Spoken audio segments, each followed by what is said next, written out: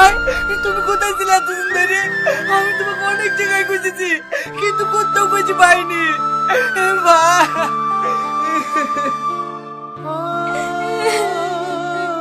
যাকে তুমি আশ্রয় দিয়ে পাগলি থেকে সুস্থ করে তুললে, তাকে তুমি এক পুরো ভালোবাসার কথাটা বলতে পারলো না। ভাই, তোমাকে আমি না চিনতে পেরে গায়ে হাত তুলে ফেলেছি। তুমি আমাকে ক্ষমা করে দাও ভাই।